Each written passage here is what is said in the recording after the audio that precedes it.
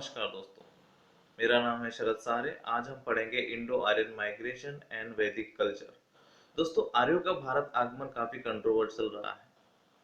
काफी इतिहासकारों ने अपनी अलग अलग थ्योरी बताए हैं, लेकिन सबसे अच्छी थ्योरी जो है मैक्स मुलर को मानी जाती है, जिनके अनुसार आर्य सेंट्रल एशिया से आए थे, जिसका मूल उत्तर ईरान से है। तो चलिए शुरू करते हैं। आर्यन माइग्रेशन, वैदिक कल्चर। दोस्तों, वैदिक काल मुख्यतः मैक्स मुलर के अनुसार ईस्वी सन 1500 पूर्व से 600 ईस्वी सन पूर्व माना गया है। जो 1500 ईस्वी सन पूर्व से 1000 ईस्वी सन पूर्व है, उसको वैदिक काल या ऋग वैदिक काल मानते हैं। तो हम इसको पहले भाग में देखेंगे और दूसरे भाग में उत्तर वैदिक काल को देखेंगे, जिसको 1000 ईस्वी सन से 6000 ईस्वी सन पूर्व माना गया है। दोस्तों, पूर्व वैदिक काल जो था 1500 ईस्वी सन से 1000 ईस्वी सन पूर्व, उसमें सिर्फ ऋग वेद की ही कल्पना हुई थी, इसलिए उसको ऋग वैदिक काल भी कहा जाता है। और उसके बाद तीनों वेद जो है उत्तर वैदिक काल में लिखे गए थे। दोस्तों, बाकी जितना भी इतिहास की जानकारी हमें मिलती है, उसकी जानकारी हमें इतिहास की किताबों से ज्यादा खनन के द्वारा या अलग अभिलेखों द्वारा भारत में पाई जाती है। लेकिन ये एक ही ऐसी संस्कृति है जिसके बारे में हमें वेदों से सबसे ज्यादा महत्वपूर्ण जानकारी मिलती है। जी हाँ दोस्तों, ये अगर आपने वेद पढ़ लिए तो वैदिक काल 50% आपका कवर हो जाता है ना। और जानकारी हमें स्मृति से मिलती है, दर्शन शास्त्र से मिलती है, पुराणों से मिलती है, गीता से मिलती है। तो दोस्तों, मेरा तो ये मत है कि ये धार्मिक किताबें हैं जो एक धर्म के द्वारा लोगों ने लिखी थी। तो इसको एक उनके अनुरूप में इतिहास मैं नहीं मानता हूँ। फिर भी हमें तो शिक्षा हमें जो शिक्षा लेनी है वो एग्जाम के अनुरूप लेनी है, तो हम एग्जाम के अनुरूप ही पढ़ेंगे। ठीक है दोस्तों, वैदिक युग इसलिए भी कहा जाता है क्योंकि उसकी ज्यादातर जानकारी हमें वेदों से ही मिलती है। अगर आपने ये वेदों को पढ़ लिया तो 50-67% सिलेबस आपका कवर हो जाता है। ऋग्वेद जो है ये देवों की स्तुति के संबंध में है। जी हाँ, आपको जो ऋग्वेदिक काल बोलते हैं उसमें ये एक ही वेद था, ऋग्वेदिक काल। दोस्तों, इसके बारे में एक महत्वपूर्ण जानकारी दूं कि कोई भी वेद लिखा हुआ नहीं था, इसको किताबों के रूप में बाद में किया गया। पहले जो वेद थे वो एक के मुंह से दूसरे के मुख में बताया जाता था, मतलब एक द्वारा दूसरे को बताया जाता था, उसको वेद कहते थे। और वेद जो थे ये चार थे। अब आप सोचो कि कई साल तक, 1000 साल तक इन वेदों को डेवलप होने में लगा। अब इसके अनुसार तो जो उनको सही लगा वो जोड़ते गया होगा, है ना, क्योंकि ये तो कोई लिखित था नहीं। इसलिए मैं इसको इतिहास के रूप में थोड़ा मानता हूँ। चलो वो बात छोड़ दीजिए। ऋग्वेद को हम मानते हैं कि ये देवों की स्तुति है। यजुर्वेद जो होता है इसमें यज्ञ के बारे में जानकारी होती है। देखो दोस्तों, आर्य जो थे वो देवों से संभाषण करने के लिए यज्ञ करते थे। अग्नि को देवों से संभाषण के रूप में माना जाता था, जिसके लिए वो यज्ञ करते थे। यज्ञ द्वारा वो देवताओं की पूजा करते थे। अथर्ववेद जो है दोस्तों तंत्र मंत्र जादू टोना से संबंधित है। इसमें वो आयुर्वेदिक का जन्म भी हम अथर्ववेद से हुआ मान सकते हैं। ठीक है। और सामवेद जो है वो संगीत के क्षेत्र में था। तो दोस्तों, चारों किताबों को एक बार फिर से ध्यान से पढ़ लिए। ऋग्वेद जो है देवों की स्तुति थी, यजुर्वेद जो है यज्ञ के बारे में जानकारी है, अथर्ववेद जो है वो तंत्र मंत्र जादू टोना या फिर पवित्र जादू टोना के संबंध में था। सामवेद जो था वो संगीत के क्षेत्र में था। देखिए दोस्तों, आर्य जो थे, कई बार कंफ्यूजिंग होता है कि आर्य एक कृषि शेतकरी थे। देखिए दोस्तों, आर्य जो थे वो ग्रामीण जरूर थे, लेकिन वो उत्तर वैदिक काल में हुए। उसके पहले उसका आगमन जो मैंने शुरुआत में बताया कि वो माइग्रेट हुए, एशिया में हुए, यूरोप में हुए, अफ्रीका में हुए, अलग अलग जगहों पे वो लोग गए। तो उसके पीछे रीजन ये होगा कि कैसा वो कबायली स्वरूप के लोग थे। उनके पास जो पशु की संख्या थी वो काफी बढ़ गई थी, इतने सारे पशु को चारा होना था। और आप उत्तर ईरान के भाग में अगर थोड़ा सा गौर करें तो पता चलेगा कि वो रेतीला भाग है, थोड़ा सा अलग ही, जहाँ पे कम पेड़ पौधे होते हैं, पानी की भी काफी अंतरता है। तो ऐसे इसमें जब आपके पास पशु बढ़ जाते हैं तो आपको ऐसी जगहों पे आना पड़ता है जहाँ पे हरित भूमि हो। अगर आप सप्त सिंधु के भाग में, जिसमें इन्होंने ऋग्वेदिक काल में अपना बसेरा किया, तो वहां देख पाएंगे कि ऋग्वेदिक काल में उन्होंने जो रहने की जगह पाई है वहां पे वो पशु के लिए काफी योग्य जगह थी। तो आर्य अगर के बारे में अगर कहीं भी पूछा कि उनका मुख्य व्यवसाय क्या था, तो आर्य का मुख्य व्यवसाय जो था पशुपालन था। वो कबायली रूप थे, बाद में उत्तर वैदिक काल में उन्होंने खेती के इसमें आगे बढ़े। देखिए दोस्तों, आर्यन माइग्रेशन, ये दिख रहा है, ये आर्यन माइग्रेशन को मानते हैं, इस रूट से वो भारत में आए ऐसे माना जा सकता है। ये और एक मैप के द्वारा बताता हूँ। देखिए दोस्तों, ये आप यहाँ देखिए, ये हमारा इंडिया है। ये आर्य जो है कई सालों से भटकते हुए वहां तक पहुंचे। माना जाता है कि 1750 ईस्वी सन पूर्व से उन्होंने अपने रास्ते तय करना चालू कर दिया था, और हिंदू कुश की पहाड़ियों में भी काफी दिन रहे। ये जो हिंदू कुश है अफगानिस्तान के बाजू में, वहां पे भी कई दिन रहे, और बाद में ये सप्त सिंधु जो क्षेत्र है, इसमें सबसे ज्यादा वक्त बिताया। उत्तर वैदिक काल में वो अ, गंगा नदी के किनारे तक आगे बढ़ गए, जिसमें 16 जनपदों का उगम हुआ। ये मैप के द्वारा कि वो अलग अलग तरह के कहाँ कहाँ भटक गए, वो अलग अलग रूट, जहां जहां उनको पानी पशु पालने के लिए जगह मिलती गई, वहां वहां वो भटकते गए। ये मैं सप्त सिंधु ऋग्वेदिक काल में वो जिस एरिया में रहे वो दिखा रहा हूँ। इसमें इन नदियों के बारे में भी आप थोड़ा सा पढ़ेंगे। मैं बाद में इसको दो मैपिंग में बताऊंगा। अभी वो नदी को क्या बोलते थे, पहले क्या बोलते थे, अभी इसमें से शुरुआत में समझते हैं कि सरस्वती नदी जो है उनके लिए सबसे पवित्र थी। काफी कंफ्यूजिंग प्रश्न होता है, कई लोग इसमें होते हैं कि सबसे पवित्र नदी सरस्वती और सबसे प्रमुख नदी सिंधु थी। देखिए दोस्तों, दोनों में फर्क है। सबसे पवित्र नदी सरस्वती थी और सबसे प्रमुख नदी सिंधु थी। ठीक है, दोनों में फर्क जान लीजिए, परीक्षा में हमेशा पूछता है। ये जब उत्तर वैदिक काल खत्म होते गया, तो इस ऐसे 16 जनपद में, महाजनपदों में उनकी हुई। पहले तो जन थे, फिर महाजनपद में हुई। और ये जो कुरु आप देख रहे हैं दोस्तों, ये कुरु ही है जहां से महाभारत हुआ है। यही एक तीसरी पीढ़ी थी जो जिनके बीच में युद्ध हुआ पांडवों के बीच में। और ठीक है, तो चलो परीक्षा भी प्रश्नों के ऊपर आगे बढ़ते हैं। आपको पोजीशन तो समझ गए होंगे उनकी। दोस्तों, पूर्व वैदिक काल या ऋग वैदिक काल का कार्यकाल मैक्स मुलर के अनुसार ईस्वी सन 1500 से 1000 वर्ष पूर्व है। इसी कार्यकाल में ऋग्वेद की रचना हुई थी। बाकी तीनों वेदों की रचना उत्तर वैदिक काल यानी ईस्वी सन 1000 से ईस्वी सन 1500 ईस्वी पूर्व माना गया है, इसीलिए उसको उत्तर वैदिक काल बोलते हैं। इसलिए ऋग्वेदिक काल का कार्यकाल कभी भी प्रश्न पूछ सकता है, इसको याद कर लीजिए। ठीक है। ऋग्वेद के बारे में जो समानता है, हमें ईरानी साहित्य अवस्था से बहुत से मिलती है। दोनों में कई खंड समान भी है। वहाँ जो अभिलेख मिले हैं उसमें उत्तर ईरान में, जिसमें इंद्र और वरुण के बारे में भी जानकारी मिली है, इसलिए इनको सेंट्रल एशिया के से आए हुए सबसे ज्यादा माना जाता है। ऋग्वेद जो है उसमें देव की स्तुति के बारे में जानकारी है। जानते हैं उसके ऋग्वेद के बारे में महत्वपूर्ण, क्योंकि उस कार्यकाल में तो ऋग्वेद ही ज्यादा लिखा गया था। सॉरी, मैं लिखा गया था बोल रहा हूँ, लेकिन उस समय में जो है वेद जो थे, यह शिक्षा के द्वारा या किसी अन्य मंत्रों के द्वारा एक के मुंह से दूसरे के मुंह में सुनाई जाती थी, और ऐसा कई मतलब 1000 साल तक चला ऐसा माना जाता है। तो इससे आप जान सकते हो कि वेद कैसे है ना। वेदों में कई बदल हुए होंगे, एक ठराविक समाज ने इसकी रचना की थी, तो इसको इतिहास के अनुरूप तो चलो ठीक है, हमें परीक्षा के अनुरूप ही पढ़ना है। ऋग्वेद सबसे प्राचीन वेद है, चारों ही वेदों में ऋग्वेद सबसे प्राचीन वेद है, और इसको हमारा सबसे पुराना ग्रंथ भी मान लेते हैं, कई बार परीक्षा में पूछे तो। ठीक है। इसमें 10 मंडल है, 8 अष्टक है, 1028 सूक्त है तथा 10,462 मंत्र है। इसमें से 10 मंडल, ये सबसे इंपॉर्टेंट है, इसमें याद रखिए, और 1028 सूक्त। इसे 10 मंडल और 1028 सूक्त, इसमें 10 मंडलों में 3-4 मंडल है, मैं आगे जानकारी दूंगा, वो महत्वपूर्ण है, जिसके बारे में भी कई बार परीक्षा में पूछा गया है। ऋग्वेद का 7वां मंडल वरुण को तथा 9वां मंडल सोम को समर्पित है। दोस्तों, वरुण जो है ये वर्षा के रूप में माना जाता है। ठीक। और जो सोम है एक पेय है, सोम में अल्कोहल भी होता था, उसको काफी पवित्र पेय माना जाता था, इसके बारे में 9वें मंडल में है।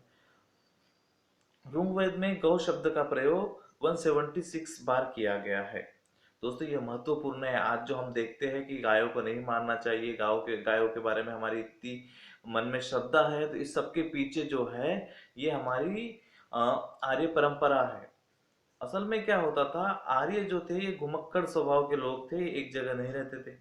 तो ये अपने साथ में गायों को, पशुओं को लेके जाते थे। इनके सारे भोजनों में दूध का प्रयोग होता था, लगभग सारे भोजनों में, नहीं सभी में नहीं, लगभग सारे भोजनों में दूध का प्रयोग होता था। इसीलिए उसको गायों को न मारने योग्य यानी अगण्य माना गया है। उस समय क्या होता था, इनकी खुद जमीन तो ऐसी थी कि जहां देखो वहां जमीन थी, इसलिए जमीन को भी इन्होंने संपत्ति नहीं माना था। गाय जिसके पास सबसे ज्यादा, उसको संपत्ति मानते थे। इसलिए साहजिक है कि उनके शब्दों में गायों का शब्द सबसे ज्यादा बार, मतलब बहुत ज्यादा बार प्रयोग में लाया गया है ना। तो वो आज तक हम लोग उसी के पीछे पड़े हैं कि गाय के बारे में इतने महत्वपूर्ण जो हमारा इतिहास है, जिसके कारण आज गाय को न मारने लायक आज भी परंपरा चल रही है, और जिसके पॉलिटिशियन काफी फायदा भी लेते हैं। ठीक है। ऋग्वेद में ही मृत्यु निवारक मृत्युंजय मंत्र वर्णित है। गायत्री मंत्र और मृत्युंजय निवारक मंत्र यह ऋग्वेद में है। इसको परीक्षा में काफी बार पूछा गया है। मृत्युंजय मंत्र और गायत्री मंत्र कहाँ से है? ऋग्वेद से। ऋग्वेद के कई सूक्तों में विभिन्न वैदिक वैदिक देवताओं की स्तुति करने वाले मंत्र हैं। दोस्तों ऋग्वेद में क्या है, तो देवताओं की स्तुति है।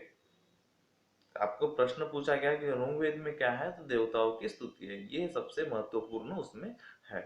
ठीक है। और शुरुआत भी उसको इंद्र से ही हुई थी। ठीक है। इसमें सबसे अधिक सूक्त 250 सर्वाधिक प्रतापी देवता इंद्र को तथा 200 श्लोक अग्नि को समर्पित है। देखिए दोस्तों, इंद्र जो मैं बताया कि आर्य जो थे कबीले टाइप के लोग थे। आर्य एक जगह से दूसरी जगह घुमक्कड़ स्वभाव के थे। तो इनको बिजली, पानी, वर्षा, तूफान, इनसे कैसा है, इनका सामना होता ही था। और इंद्र इनसे ही संबंधित देवता है। इंद्र को देवताओं का देवता इसीलिए बोला गया। ज्यादातर आर्यों के देवता प्रकृति पर निर्भर है, वातावरण के प्रकोप पर निर्भर है, और इंद्र तो प्रकोप के ही देवता है ना। तो अब आप इनको मिलाने की कोशिश की कि आर्य घुमक्कड़ स्वभाव थे, उनको नदियां पार करनी पड़ती थी, पहाड़ियां पार करनी पड़ती थी, उनका वातावरण से ज्यादा, प्रकृति से ज्यादा संबंध पड़ता था, इसीलिए उनके देवता भी प्रकृति पर निर्भर थे। इसलिए इंद्र जो थे इनके प्रमुख देवता थे। सबसे ज्यादा ऋग्वेद में सूक्त जो है इंद्र के संबंध में ही है। और दूसरे नंबर पे जो आते हैं देवता, वो अग्नि है। देखिए, किसी देवताओं को बीच में संबंध प्रस्थापित करने के लिए लोग यज्ञ करते थे। अब यज्ञ करेंगे तो यज्ञ एक संभाषण था देवताओं का और आर्यों के बीच का। तो जो अग्नि की पूजा करने पे, यज्ञ करने पे होता था, इसलिए सबसे सेकंड नंबर पे जो बोल सकते हैं हम लोग, 200 श्लोक अग्नि को समर्पित है। दोस्तों मैं यहाँ जो भी प्रश्न पूछे जाते हैं उसी के बारे में आपको बता रहा हूँ, है ना। तो इसको ध्यान से देखिए। इसमें कुल 23 देवी देवताओं का उल्लेख मिलता है, जिसको 3 भागों में विभाजित किया है, हम बाद में देखेंगे। ठीक है। ऋग्वेद में कितने देवताओं का उल्लेख मिलता है? 23 देवताओं का उल्लेख मिलता है। इसमें लगभग 25 नदियों का वर्णन मिलता है, जिसमें सर्वाधिक महत्वपूर्ण नदी सिंधु का वर्णन कई बार हुआ है। दोस्तों सर्वाधिक महत्वपूर्ण नदी सिंधु, और सबसे पवित्र नदी सरस्वती, ये आप दिमाग में बैठा ले लो। ठीक है।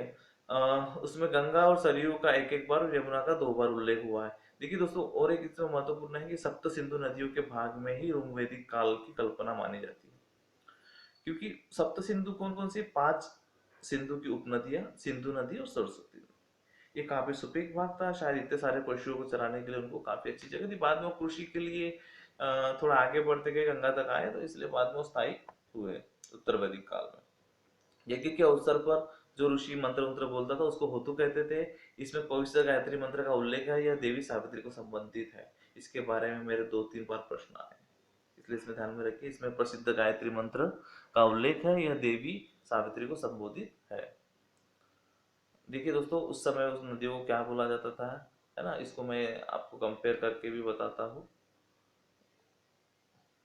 इसको थोड़ा सा पॉज कर लीजिए आप और सुन लीजिए कि कौन सी नदी को उस समय क्या नाम था और आज क्या नाम है। मैं दोनों को कंपेयर करने के लिए बताया हूँ। अगर आप एक कंपेयर कर लिए तो मान लीजिए कि आपका एक ऐसा डिफिकल्ट प्रश्न का उत्तर दे पाएंगे जिसका बहुत मुश्किल जाता है, क्योंकि हम तो आज भी नदियों के नाम जानते हैं लेकिन उस समय क्या थे वो नहीं जानते हैं। तो प्लीज इसको पॉज करिए और दोनों नदियों को आप कंपेयर करिए। मैंने दोनों मैप बताया हो कि पहले क्या नाम था और अभी क्या नाम है।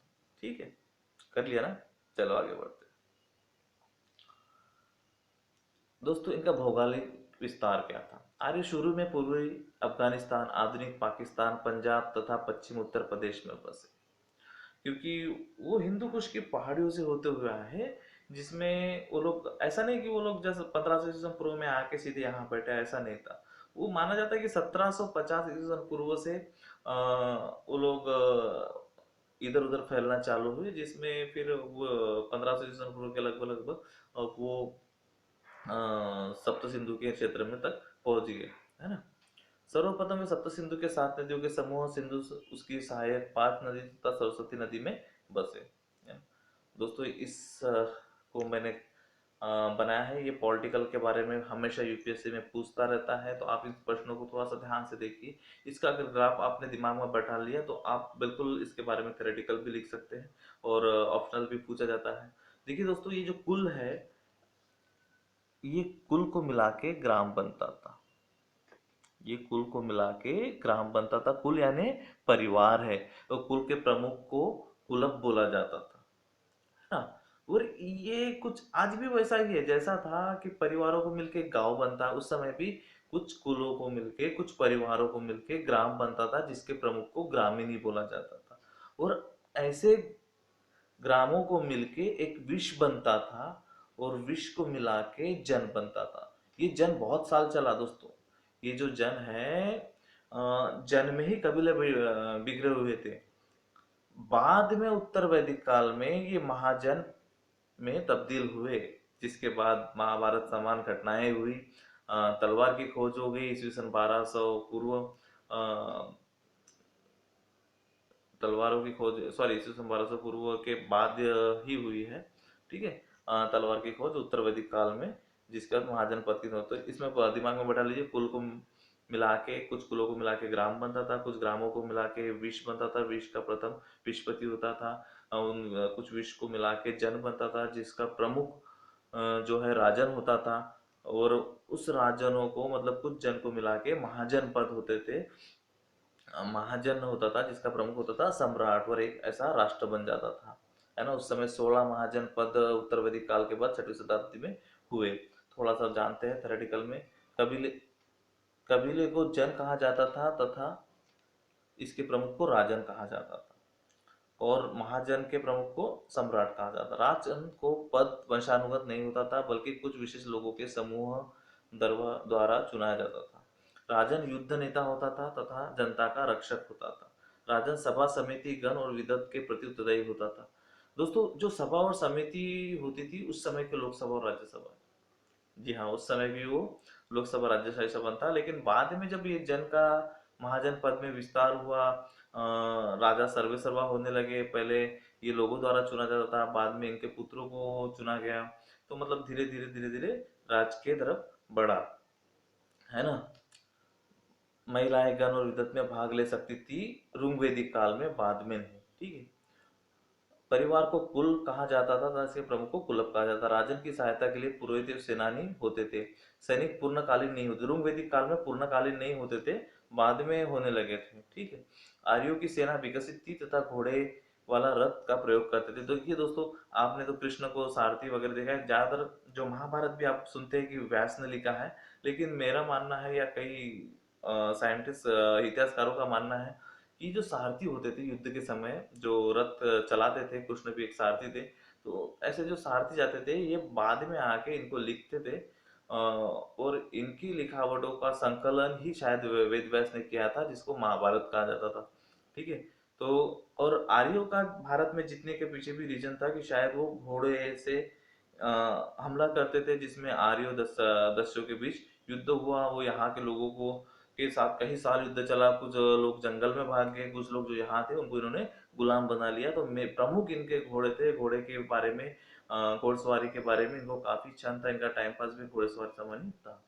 किसी प्रकार की कार्य व्यवस्था नहीं थी, परंतु जनता चाहे तो दे सकती थी, जिसे बलि कहा जाता था। टैक्स, सॉरी, इसमें थोड़ा सा ये है, कर तो था जिसको बलि कहा जाता था। ओके। सामाजिक जीवन, परिवार की सबसे छोटा इकाई थी जो पितृसत्तात्मक थी। बिल्कुल उत्तर वैदिक काल में तो बिल्कुल पुत्र को ही राजन गण बनाया जाता था। ठीक है। महिलाओं की स्थिति बेहद थी तथा समान अधिकार प्राप्त थे।